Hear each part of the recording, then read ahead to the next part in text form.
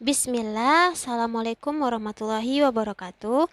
Anak-anak saja semuanya, semoga semuanya dalam keadaan sehat dan tetap semangat. Baik, sebelum kita memulai pembelajaran, silakan anak ustazah membaca doa sebelum belajar dan zikir pagi dan petangnya. Jangan pernah lupa ya. Nah, sekarang kita belajar di Rosa, temanya rukun sholat. Poin A, pengertian rukun sholat. Yang dimaksud dengan rukun sholat adalah setiap perkataan atau perbuatan yang akan membentuk hakikat sholat. Jika salah satu rukun ini tidak ada, maka sholat pun tidak dianggap secara syar'i dan juga tidak bisa diganti dengan sujud sahwi. Meninggalkan rukun sholat ada dua bentuk. Yang pertama, meninggalkannya dengan sengaja. Dalam kondisi seperti ini, sholatnya batal dan tidak sah dengan kesepakatan para ulama. Yang kedua, meninggalkannya karena lupa atau tidak tahu. Di sini ada 3 rincian terkait poin ini. Yang pertama, tidak mampu untuk mendapati rukun tersebut lagi, maka wajib untuk melakukannya kembali. Hal ini berdasarkan kesepakatan para ulama. Yang kedua, jika tidak mampu mendapatinya lagi, maka sholatnya batal menurut ulama Hanafiyah. Sedangkan jumhur ulama atau mayoritas ulama berpendapat bahwa rakaat yang ketinggalan rukun tadi menjadi hilang. Yang ketiga, jika yang ditinggal adalah takbiratul ihram, maka sholatnya harus diulang dari awal lagi, karena ia tidak memasuki sholat dengan benar. Selanjutnya, poin B, macam-macam rukun sholat. Adapun yang termasuk rukun sholat adalah sebagai berikut. Yang pertama, niat. Kedua, berdiri bagi yang mampu. Yang ketiga, takbiratul ihram. Keempat, membaca surat Al-Fatihah. Yang kelima, ruku dan tumak nina. Yang keenam, iktidal dengan tumak nina. Yang ketujuh, sujud 2 kali dengan tumak nina. Yang kedelapan, duduk di antara 2 sujud dengan tumak nina. Yang kesembilan, duduk yang terakhir. Kesepuluh, membaca tasyahud pada waktu duduk akhir. Yang kesebelas, membaca selawat atas Nabi Muhammad SAW pada tasyahud akhir setelah membaca tasyahud. Yang ke-12 salam. Yang ke-13 tertib. Dari ke-13 rukun salat tersebut dapat dikelompokkan menjadi 3, yaitu yang pertama rukun kolbi, mencakup 1 rukun yaitu niat. Yang kedua rukun kauli, mencakup 5 rukun yaitu takbiratul ihram, membaca surat Al-Fatihah, membaca tasyahud akhir, membaca selawat dan salam. Yang ketiga rukun fi'li, mencakup 6 rukun yaitu berdiri, ruku, iktidal, sujud, duduk di antara 2 sujud, duduk tasyahud akhir. Adapun rukun yang ke-13 yaitu tertib merupakan gabungan dari rukun kauli dan fi'li. Baik, anak-anak ustazah semuanya, sekarang kita akan membahas rukun tersebut mulai dari rukun yang pertama, berdiri bagi yang mampu. Nabi Muhammad SAW bersabda, Sholli qa'iman fa illam tastati' fa qa'idan fa illam tastati' fa ala jambin. yang artinya sholatlah dalam keadaan berdiri. Jika tidak mampu, kerjakanlah dalam keadaan duduk. Jika tidak mampu lagi, maka kerjakanlah dengan tidur menyamping. Rukun yang kedua, takbiratul ihram. Nabi Muhammad SAW bersabda, Miftahus sholati tuhur wa tahrimuhat takbir wa tahliluhat taslim. yang artinya pembuka sholat adalah toharoh atau bersuci. Yang mengharamkan dari hal-hal di luar sholat adalah ucapan takbir, sedangkan yang menghalalkannya kembali adalah ucapan salam. Yang dimaksud dengan rukun sholat adalah ucapan takbir Allahu Akbar.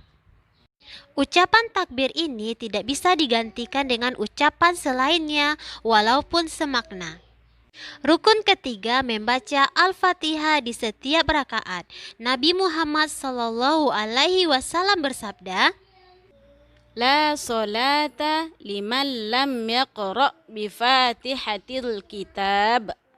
tidak ada solat dalam kurung artinya tidak sah orang yang tidak membaca Al-Fatihah. Rukun keempat dan kelima yaitu ruku dan tumak nina. Nabi Muhammad Sallallahu Alaihi Wasallam pernah mengatakan pada orang yang jelek solatnya sampai ia disuruh mengulangi solatnya beberapa kali karena tidak memenuhi rukun. Thumma rka' hatta tatma'inna raki'an. Kemudian rukuklah dan tumak ninahlah ketika ruku. Keadaan minimal dalam ruku adalah membungkukkan badan dan tangan berada di lutut. Sedangkan yang dimaksud dengan tumak nina adalah keadaan tenang di mana setiap persendian juga ikut tenang. Sebagaimana Nabi Muhammad Sallallahu Alaihi Wasallam pernah mengatakan pada orang yang jelek solatnya, sehingga ia pun disuruh untuk mengulangi solatnya. Beliau bersabda, yang artinya, solat tidaklah sempurna sampai salah seorang di antara kalian menyempurnakan wudhu, kemudian bertakbir, lalu melakukan ruku dengan meletakkan telapak tangan di lutut sampai persendian yang ada dalam keadaan tumak nina dan tenang. Adapun para ulama yang mengatakan bahwa tumak ninah adalah sekedar membaca zikir yang wajib dalam ruku. Rukun ke-6 dan ke-7 yaitu iktidal setelah ruku dan tumak nina. Nabi Muhammad Sallallahu Alaihi Wasallam mengatakan pada orang yang jelek solatnya, Thumma rfa' hatta ta'tadila qa'iman. kemudian tegakkanlah badan atau iktidal dan tumak ninahlah.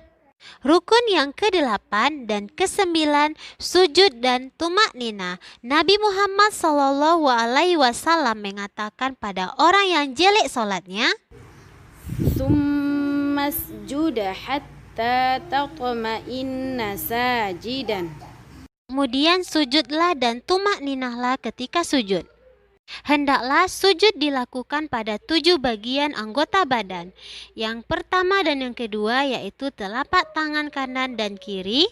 Yang ketiga dan keempat yaitu lutut kanan dan kiri. Yang kelima dan keenam ujung kaki kanan dan kiri. Dan yang ketujuh dahi sekaligus dengan hidung. Rasulullah Shallallahu Alaihi Wasallam bersabda, yang artinya aku diperintahkan bersujud dengan 7 bagian anggota badan. Yang pertama dahi, termasuk juga hidung. Beliau mengisyaratkan dengan tangannya. Yang kedua dan yang ketiga telapak tangan kanan dan kiri. Yang keempat dan lima lutut kanan dan lutut kiri. Dan yang keenam dan 7 ujung kaki kanan dan kiri. Rukun yang ke-10 dan ke-11 duduk di antara 2 sujud dan tumak nina. Nabi Muhammad Sallallahu Alaihi Wasallam bersabda, yang artinya kemudian sujudlah dan tumak ninahlah ketika sujud. Lalu bangkitlah dari sujud dan tumak ninah ketika duduk. Kemudian sujudlah kembali dan tumak ninahlah ketika sujud. Rukun ke-12 dan ke-13 tasyahud akhir dan duduk tasyahud. Nabi Muhammad Sallallahu Alaihi Wasallam bersabda, Fa idza qa'ada ahadukum fis sholati falyakul at-tahiyyatu lillah. jika salah seorang antara kalian duduk tasyahud dalam solat, maka ucapkanlah At-tahiyyatu lillah. Rukun ke-15 yaitu salam, sebagaimana di dalam sebuah hadis yang tadi sudah Ustazah sampaikan, yang artinya yang mengharamkan dari hal-hal di luar sholat adalah ucapan takbir, sedangkan yang menghalalkannya kembali adalah ucapan salam. Yang termasuk dalam rukun di sini adalah salam yang pertama. Inilah pendapat ulama Syafi'iyah, Malikiyah, dan mayoritas para ulama. Model salam ada 4. Yang pertama, salam ke kanan. Assalamualaikum warahmatullah. Salam ke kiri. Assalamualaikum warahmatullah. Yang kedua, salam ke kanan. Assalamualaikum warahmatullahi wabarakatuh. Salam ke kiri. Assalamualaikum warahmatullah. Yang ketiga, salam ke kanan. Assalamualaikum warahmatullah. Salam ke kiri, Assalamualaikum. Yang keempat, salam sekali ke kanan, Assalamualaikum. Rukun ke-16 urut dalam rukun-rukun yang ada. Alasannya karena dalam hadis orang yang jelek sholatnya digunakan kata summa dalam setiap rukun. Dan summa bermakna urutan. Baik, anak-anak ustazah semuanya, itulah materi pembelajaran kita hari ini. Semoga anak ustazah dapat memahaminya dengan lebih baik. Nah, sekarang kita tutup pembelajaran kita hari ini dengan membaca doa kafaratul majlis. Silahkan. Subhanaka Allahumma wa bihamdika asyhadu an la ilaha illa anta astaghfiruka wa atubu ilaik.